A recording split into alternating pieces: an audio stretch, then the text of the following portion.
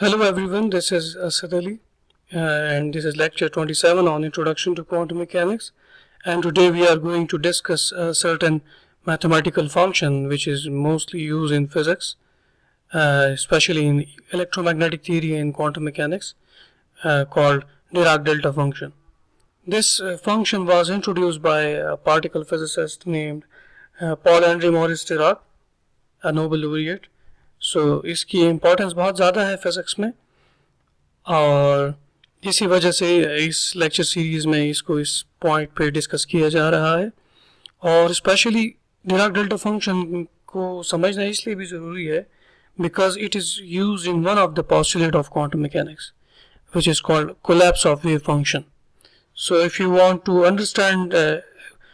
clearly understand the concept of collapse of wave function, then you must have an idea of a better understanding of the Dirac delta function. So in this lecture I am going to be a lot more mathematical and abstract. I will not give you any physical मतलब model नहीं दूंगा Dirac delta function का. I will be more formal.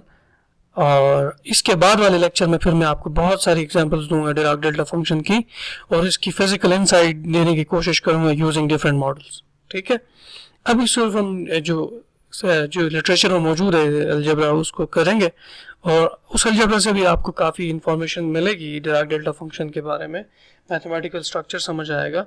Then जब हम उसकी physical examples लेंगे तो फिर आपको आपके अंदर इसके इनसाइट में इजाफा होगा. So let's start with Dirac delta function. Dirac delta function is a function whose graph is like an infinite spike located at a certain point called origin, or just one point, and everywhere else it is zero. Means Dirac delta function ऐसा function है जो just आपको एक खास point पे एक infinite peak देता है, elsewhere it is zero. It is not possible to make an infinitely large peak, but let us assume this is infinitely large peak, and everywhere else it's sharply going to zero. I cannot make it abruptly zero because this मेरी मजबूरी है, मैं नहीं बना सकता आप, and since we are living in a physical world, so it is not possible, but you can make it steeper and steeper at origin, x equals 0, let's say, and make it sharply zero around this x equals 0. So this will behave like a Dirac delta function. Okay, so Dirac delta function ऐसा function है जिसका graph एक infinitely large spike है, located at origin है, just एक point पे ये value देता है, otherwise elsewhere it is 0. ठीक है, so अब हम मैथमेटिकली इसको डिस्कस करते हैं. Dirac delta function is denoted by a Greek letter delta, which is a function of some variable, let's call it x. So this is a Dirac delta function. Okay, and it has got a property which I just told you earlier in few moments earlier, that it is an infinitely large peak. It has got an infinitely large peak, or its magnitude is infinite at certain region, at certain point, which is, for now we call it origin, और हम assume करते हैं कि वो x equal 0 है, and then we set के इसके around तमाम पॉइंट्स पे वो 0 होगा. So means Dirac delta function is a piecewise function. ठीक है, पीस वाइज फंक्शन है. And how you can write the piecewise function? Delta of x equals infinity and 0. So whenever x is 0, then it gives you infinity, otherwise it will give you 0. ठीक है, so this is Dirac delta function. and Dirac delta function अब नहीं बना सकता मैं, कैसे बनाऊं? अचानक पीक आनी चाहिए and then फिर इसको डाई आउट हो जाना चाहिए. सो x इक्वल 0 पे ये आपको इनफाइनाइटली लार्ज पीक दे रही है, elsewhere it is 0. ठीक है, इधर डेल्टा 0 है, इधर डेल्टा 0 है, इधर डेल्टा इन्फिनिटी के बराबर है. So this is the idea of Dirac delta function. ठीक है, but there is a problem with Dirac delta function, you can say this is not a problem, but since we are living in a physical world and physics is all about studying the physical quantities or quantifying the physical quantities, and since physical quantities are measurable or countable quantities and all the countable quantities are always finite, so infinite or infinity is an ugly thing for us over here. ठीक है, यहाँ पे infinity है, physicists in fact hate infinity. Physicists hate infinity.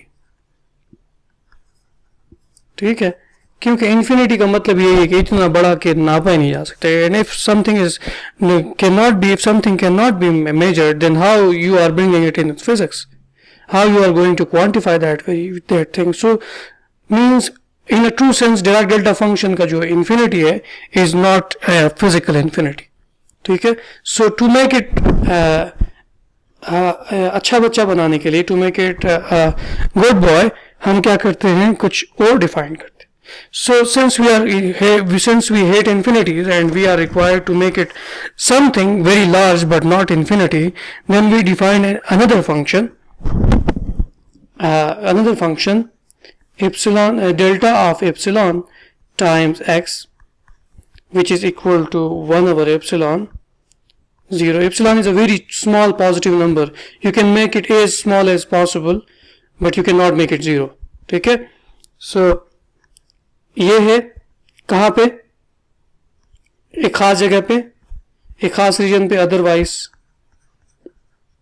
ये 0 है. so ये कहाँ पे आपको वैल्यू देगा, माइनस एप्सिलॉन डिवाइड बाय 2 से plus epsilon divide by 2. so instead of defining the Dirac delta function, हमने Dirac delta function को redefine किया in terms of another function. and see, इस function की फिलहाल इस लिमिट पे गौर ना करें, आप इस पे गौर करें. if you make it small and small, denominator जितना छोटा करेंगे तो ओवरऑल जवाब इतना बड़ा होगा, बड़ा होगा, बड़ा होगा. when epsilon goes to 0, delta epsilon की वैल्यू जो है वो डेल्टा फंक्शन के बराबर होगी कि नहीं होगी, मीन्स इन्फिनिटी बन जाएगी. मीन्स आप 1 ओवर एप्सिलॉन से इन्फिनिटी बना सकते हो whenever epsilon goes to 0. So since you can, इसका मतलब ये हुआ कि आप डिफाइन कर सकते हो डिराक डेल्टा फंक्शन को एक और physically acceptable Dirac delta function की फॉर्म में by this thing, limit a very small number epsilon goes to 0, delta epsilon of x is equal to epsilon of x, delta of x. ठीक है, why? Because this thing, if this goes to 0, the whole thing goes to infinity. So epsilon of x goes to this thing, means this is better than this. ठीक है, being a physicist, delta epsilon of x जो है क्या है, उसकी limit जो है where epsilon goes to 0 gives you Dirac delta function. Means मैंने आपको जो Dirac delta function डिफाइन करवाया डेल्टा ऑफ x की फॉर्म में, ये थोड़ा सा हैंडल करना मुश्किल है इसके मुकाबले में. ठीक है, why? Because it says बस इस तरह की पीक होनी चाहिए, x equals 0 all over, मतलब बाकी तमाम जगहों पे ये 0 होना चाहिए. So this is a little difficult, this is a lot more difficult in fact इसको समझना and visualize करना because it is unphysical. तो आप ये डिफाइन करते हैं और मैंने आपको बताया डेल्टा एप्सिलॉन ऑफ x को मैंने कुछ यूं डिफाइन किया एंड 1 ओवर एप्सिलॉन की वैल्यू क्यों ली आपको समझ आ गई. बट अब लिमिट क्या लूँगा मैं, epsilon divide by 2 minus epsilon bye 2 से ले के x एप्सिलॉन डिवाइड बाय 2. कैसे? इसका मतलब ये कि बेसिकली x जो है मिड पॉइंट पे है, माइनस एप्सिलॉन बाय 2 और एप्सिलॉन बाय 2 के मिड पे. कैसे? आपको इसको कुछ यूँ समझें कि क्योंकि मैं इस तरह की पीक एज्यूम नहीं कर सकता, अनफिजिकल है, तो मैं क्यों ना कुछ इस तरह की पीक एज्यूम करता हूँ जो कि लेट से ये है. ठीक है, और ये x है और इसकी विड्थ कहाँ से कहाँ तक है, रफली, क्योंकि we are going towards very small number, then uncertainty बढ़ रही है, that is why we have defined this limits in this way. So फर्ज करें कि ये पूरा जो है ये एप्सिलॉन है, ये पूरा एप्सिलॉन है, तो ये वाली वैल्यू माइनस एप्सिलॉन बाई 2 है और ये वाली वैल्यू प्लस एप्सिलॉन बाई 2 है. Then x is somewhere in between minus epsilon by 2 and plus epsilon by 2. ठीक है, क्योंकि x एग्जैक्ट वैल्यू है मिड पॉइंट पे, जबकि एप्सिलॉन जो है वो नियर टू x है but is not exactly x. ठीक है, सो इसीलिए मैंने ये लिमिट डिफाइन की. बट अब मुझे लगता है आपको इसका अंदाजा हो गया होगा that why I defined the limits this way. ठीक है, एल्सवेयर इट इज 0, बाकी हर जगह ये 0 है. ठीक है, अच्छा अब आते हैं एक और चीज की तरफ. देखें, फर्स्ट का एक नंबर है 2 है, ये एक 2 एक नंबर है, तो इसको मैं कैसे नंबर से मल्टीप्लाई करूं तो जवाब 1 आए, तो जवाब है 1/2. सो this is a kind of multiplicative inverse. Mean एक चीज को आप बड़ा कर रहे हो तो दूसरी चीज को उतना ही छोटा करेंगे तो इनके प्रोडक्ट का जवाब हमेशा 1 आएगा. ठीक है, सो यहां पे भी डिराक डेल्टा फंक्शन की प्रॉपर्टी में भी एक प्रॉपर्टी है कि आप डिराक डेल्टा फंक्शन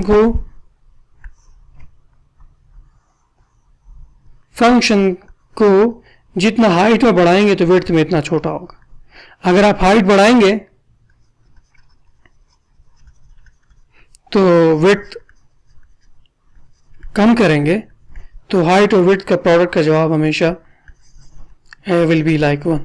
ठीक है, लेट्स से, तो आप समझ लो there is a trade off between the height and width. ठीक है, सो दैट इस तरह एक प्रॉपर्टी डिफाइन होती है डिराक डेल्टा फंक्शन की. उसे हम कहते हैं कि डिराक डेल्टा फंक्शन का एरिया जो होता है अंडर द कर्व वो 1 होता है. Area under the curve for any limits from in general minus infinity to plus infinity, it will give you 1. Means if delta of x is very large, then delta x is small, then product is 1. Delta x is small, delta dx is large, then product is again 1. Integral क्यों है? क्योंकि this is a continuous function rather a number. ठीक है, समझ आ गई? तो ये चीज हो गई. अच्छा जी, अब हम बात करते हैं, थोड़ा सा और डिटेल में जाते हैं कि ओके, सो मैंने आपको बता दिया कि delta epsilon of x is a good model to understand Dirac delta function, where whenever you take the limit में epsilon goes to 0, then this becomes. So मैं ले लेता हूँ. देखें जरा, डिराक डेल्टा फंक्शन का इंटेग्रल ले लें आप over the whole region minus epsilon by 2 से प्लस एप्सिलॉन बाई 2 पे, तो इट विल गिव यू 1/एप्सिलॉन टाइम्स एक्स. इंटीग्रेट करें माइनस एप्सिलॉन बाई 2 से प्लस एप्सिलॉन बाई 2, तो ये बनेगा 1/एप्सिलॉन times epsilon by 2 minus into minus epsilon by 2. So this is 1/epsilon times 2 epsilon divided by 2. So 2 से cancel, epsilon से cancel. तो see, you have got the integral, the area under the curve of this Dirac delta function. ठीक है, Dirac delta function का area under the curve लिया, and now if you take the limit epsilon goes to 0, then you will see delta of x dx for certain integral, it will give you 1. है कि नहीं है? Because this thing along with this gives you delta of x. ठीक है, so this is Dirac delta function. ठीक है, so if whatever is the results for delta epsilon x, it is the same result for delta of x. So delta epsilon x जो property satisfy करेगा वो delta of x भी करेगा. सही है, this is the property, one of the property of Dirac delta function. You can say the physical meaning of this is that the area under the Dirac delta function curve is 1. अब अगली property जो है उसे हम sampling property कहते हैं Dirac delta function की. Sampling और पिकिंग प्रॉपर्टी।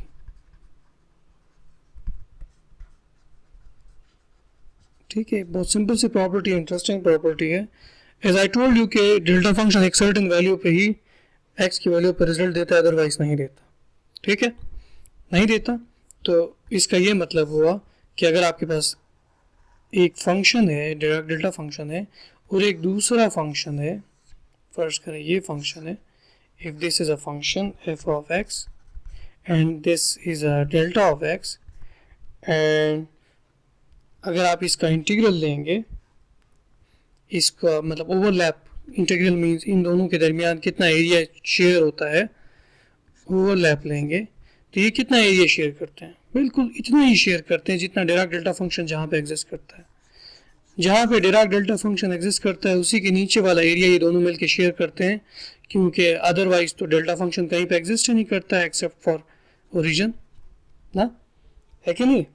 इसीलिए आप इस डिराक डेल्टा फंक्शन को इस सैम्पलिंग प्रॉपर्टी या पिकिंग प्रॉपर्टी के तौर पे यूज़ कर सकते हैं। सो कैसे कर सकते हैं, दोबारा समझा दूं कि डिराक डेल्टा फंक्शन को सैम्पलिंग या पिकिंग प्रॉपर्टी के तौर पे यूज़ किया जा सकता है। पिकिंग के लिए कैसे, जब आपके पास एक फंक्शन है जो कि स्प्रेड है एक्स में, एक्स एक्स के ऊपर एफ ऑफ एक्स कहलाता है, और इसी के साथ एक और फंक्शन है डिराक डेल्टा फंक्शन जो एक्स की वैल्यू 0 पे ही एग्जिस्ट करता है, अदरवाइज नहीं करता। तो डिराक डेल्टा फंक्शन क्या करेगा, हर जगह तो 0 है तो इस फंक्शन को भी 0 कर देगा, मीन्स हर जगह इसका रिजल्ट नहीं आएगा, हर जगह ये इसको आंसर नहीं देगा, वैल्यू नहीं देगा, क्योंकि वो तो 0 कर देगा। The only place where it will give you the answer is the point where Dirac delta function has a spike. तो यहाँ पे इस एफ ऑफ एक्स के नीचे और डेल्टा फंक्शन के बीच में जो हिस्सा एरिया मैच, इसका क्या मतलब है कि अगर आप ओवरलैप चेक कर रहे हो डिराक डेल्टा फंक्शन का किसी फंक्शन के साथ, ठीक है, इन जनरल ये फंक्शन स्प्रेड है from minus infinity two plus infinity, then it will give you the result of that function only at the point where Dirac delta function exists, 0. So this is called the sampling property. ठीक है, so this is the sampling property of Dirac delta function. सही है।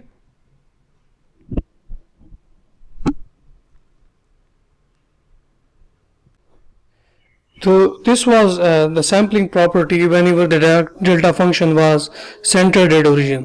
ठीक है, Dirac delta function जो है वो spike आपको origin x equals 0 पे देता हो, but this is not always the case.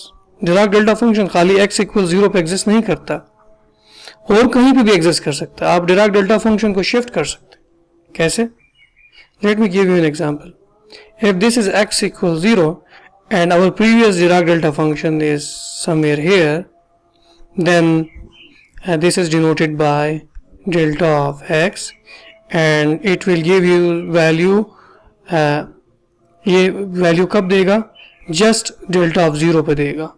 ठीक है, डेल्टा ऑफ 0 पे ये आपको इन जनरल इन्फिनिटी देगा। ठीक है, अब x डेल्टा ऑफ 0 होगा तो देगा, बट नॉट नेसेसरी कि ये x इक्वल 0। डेल्टा ऑफ 0 बनाने के लिए आप कुछ और काम भी कर सकते हैं। क्या, सुने जरा, आप एक ऐसा फंक्शन डिफाइन कर सकते हैं जो कि कुछ इस तरह के बराबर है, delta function x minus 3।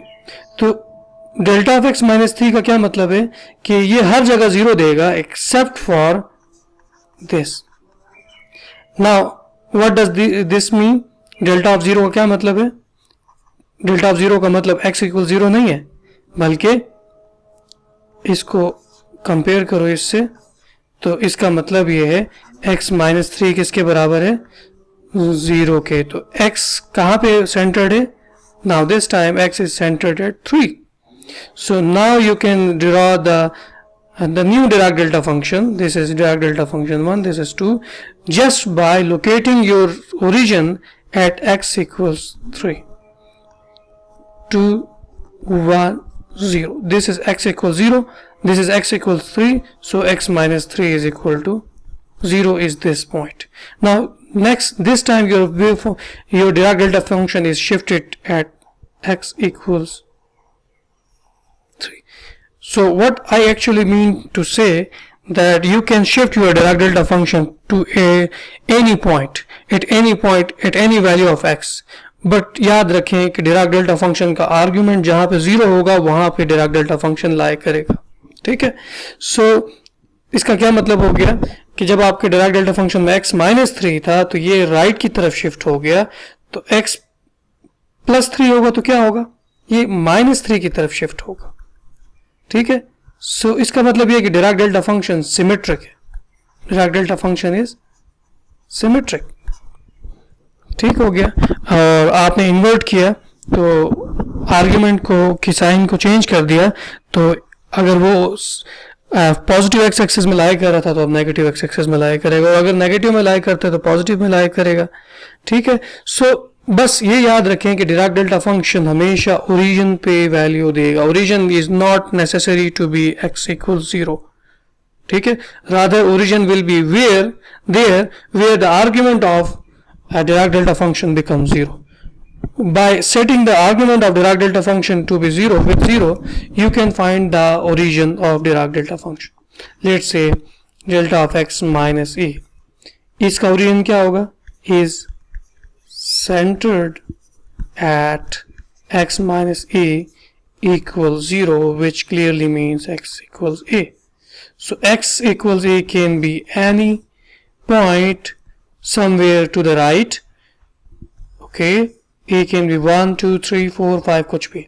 In the same way, if x plus a is the Dirac delta function is now centered at, आपकी बार ये centered होगा, x plus a को set करो 0 and then x equals minus a. Now this time it is totally upside down. If it was earlier it was located at x equals a, this time it is located at x equals minus a. ठीक है. So इसका origin ये होगा. So this way you can define or figure out the origin of Dirac delta function. Remember, it is not necessary to be 0. It can be anywhere on x axis. It even not on x axis, any variable can be there. This can be x की जगह कोई भी variable हो सकता है, लेकिन उस variable की वैल्यू 0 पे ही डिराक डेल्टा फंक्शन एग्जिस्ट करेगा, इज नॉट नेसेसरी. ठीक है. So now using this property we can redefine the shifting property for some arbitrary origin.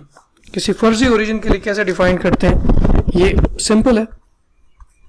Just पहले आपने क्या किया था, delta of x F of x dx को इंटीग्रेट किया था, तो आपको f ऑफ 0 दिया था, x की वैल्यू 0 कर देनी थी, इस आर्ग्यूमेंट की वैल्यू 0 पुट कर पे.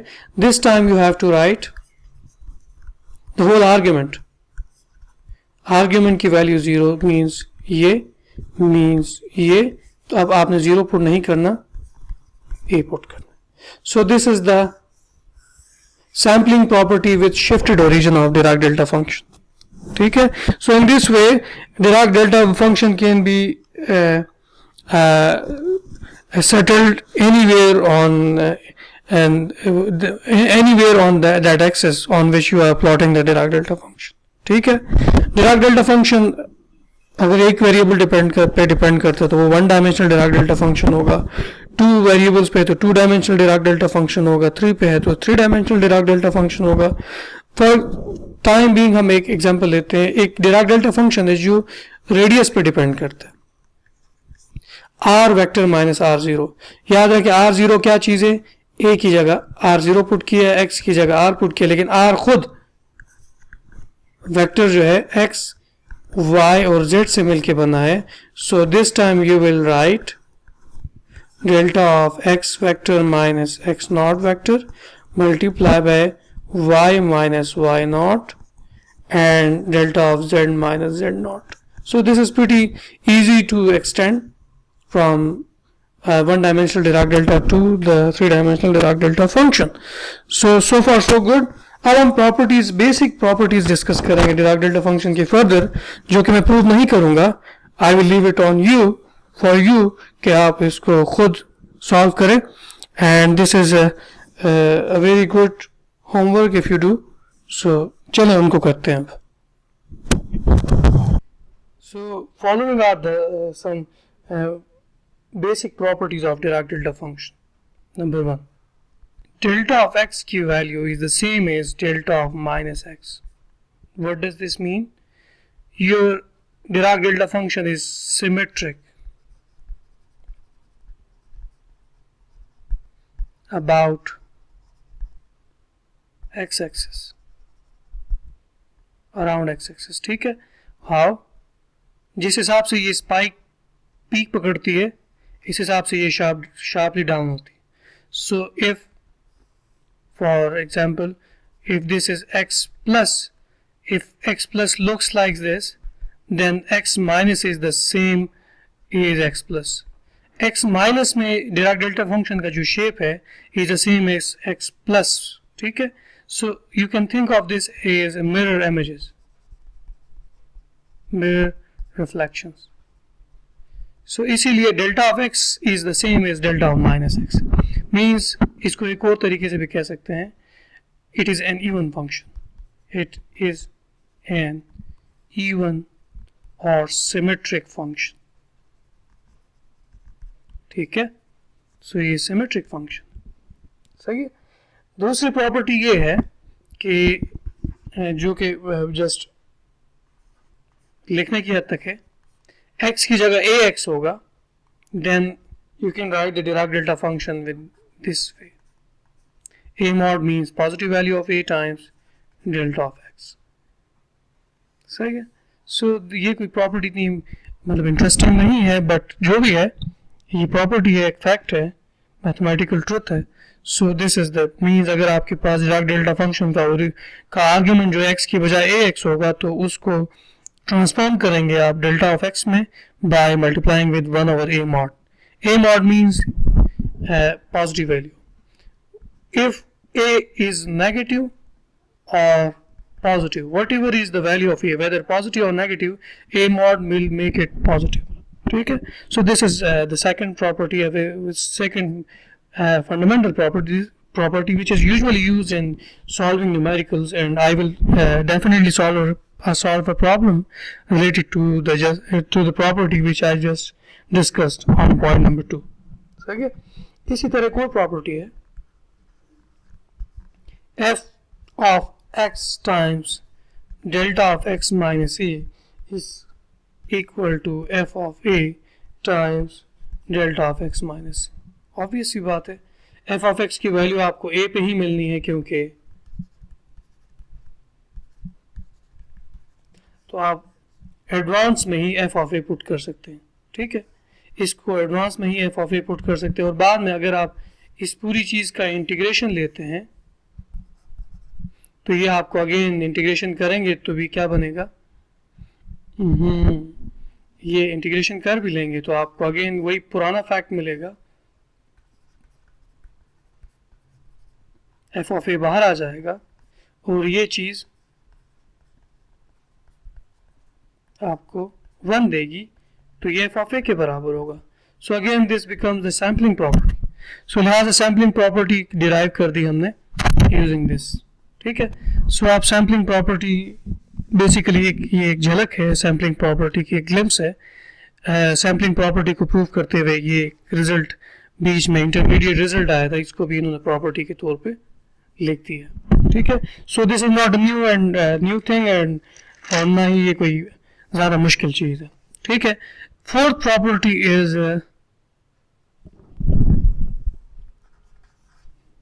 this property. As I told you, I am not going to prove this, so I leave this for you. ये property. ठीक है, और last property है Fourier transform. ठीक है, so let us discuss the Fourier transform of Dirac delta function.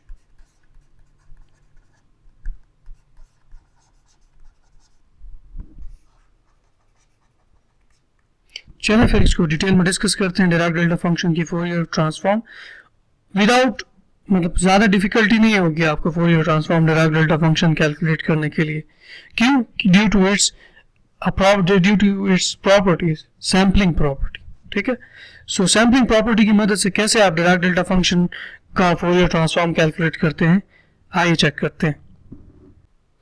Let me just write down the definition of Fourier transform for any arbitrary function before discussing the calculating the Fourier transform of Dirac delta function. ठीक है, so let me just define it mathematically. F of k is the Fourier transform in Fourier transform of function f in kth space is defined as 1 over 2 pi under the root, normalization constant है ये, scale factor है, and f of x is usual conventional function जिसको f of x को आपने f of k में transform किए by this kernel. This is called kernel. This kernel is an operator which transforms, which gives the transformation whenever integration is performed. So ये Fourier transform की definition and क्योंकि मैंने Fourier transform discuss नहीं किया up till now, so I hope you will digest this thing.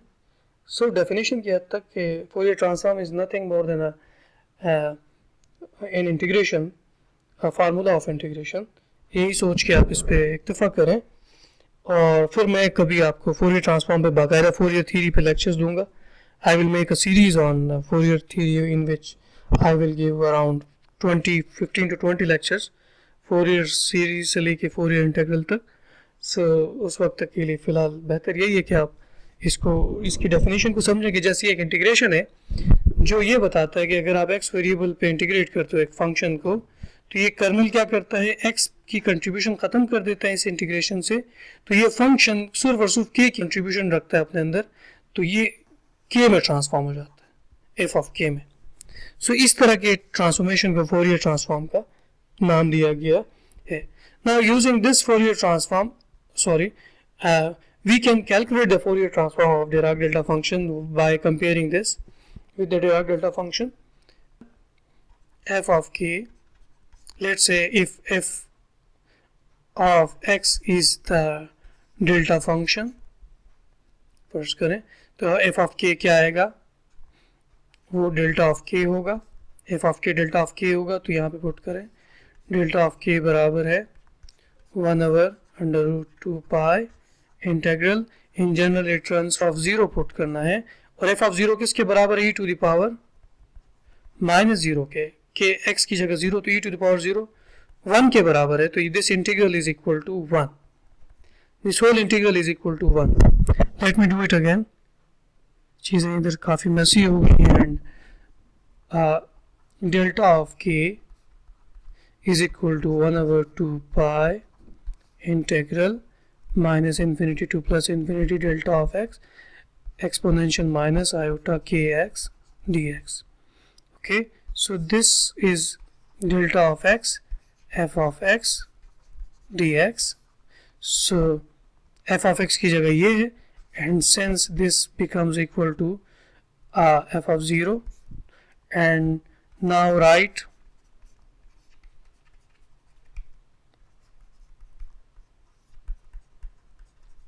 f of 0 की जगह ये चीज़ है कि x की जगह 0 पुट करें, so this turns out to be 1. किसी भी नंबर की पावर 0 1 के बराबर होता है तो आपने Fourier transform in Dirac delta function का कैलकुलेट किया, वो 1 over under root 2 pi के बराबर आता है. ठीक है, so means we can calculate the Fourier transform of Dirac delta function in a pretty easy way just by using incorporating the property of sampling. ठीक है, so this is all about Fourier transform.